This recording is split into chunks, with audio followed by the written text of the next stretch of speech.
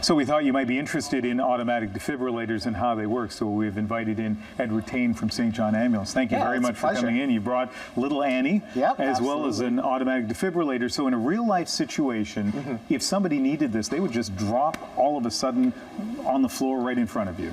They probably wouldn't drop right away, but if they did collapse, the first thing that we really want to do is activate 911 or emergency medical services. And at the same time, when you're telling someone to go call 911 for you, make sure that they grab the AED if it's readily available as well. So that's the defibrillator. So here you have this person who's on a table here, but in another situation would be on the floor.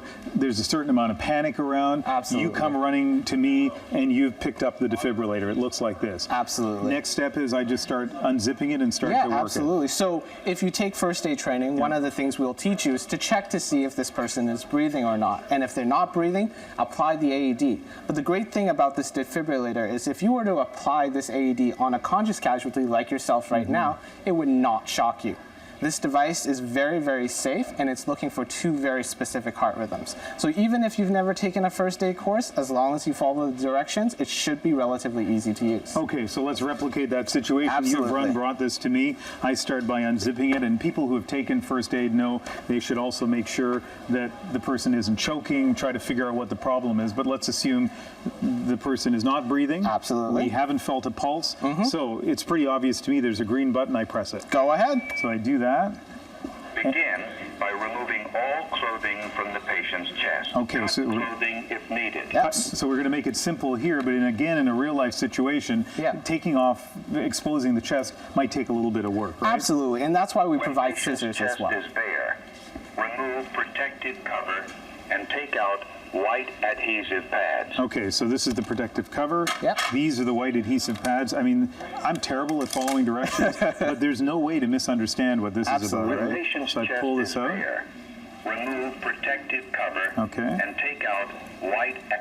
Look carefully at the pictures on the white adhesive pad. And so here is the white adhesive pad. Exactly so I'm going to place this exactly right here. Let me see. And you'll notice that if you skip steps and you're a little bit quicker, it will skip steps with you. Excellent. When the first It'll follow along with you.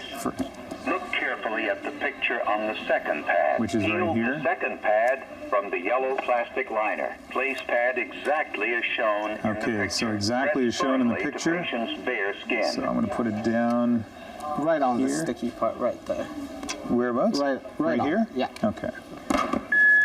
No one should touch the patient. Oh. Okay. Analyzing. We'll stand clear. And so this is now trying to detect what the heartbeat is of the patient. Shock advised. And if it didn't need to be shocked, it would wouldn't not do this. allow you shock. Exactly. And it's as simple as pressing this now. It's as simple as pressing a button. Delivered. And in real life, emergency medical services have been called. It is safe to touch the patient.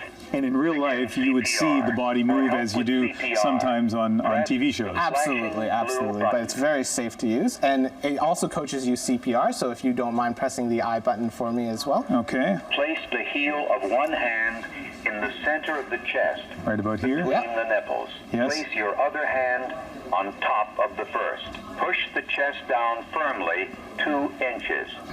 And it even provides a metronome so that you know how fast you're supposed to go. Now, you know people who have actually used this machine in an emergency situation. Yeah, absolutely. At St. John Ambulance, we have volunteers, brigade members that actually go out to events all over BC to provide first aid, and a couple of them have even used these devices to save a life before, and it's amazing. Well, what do they say about that?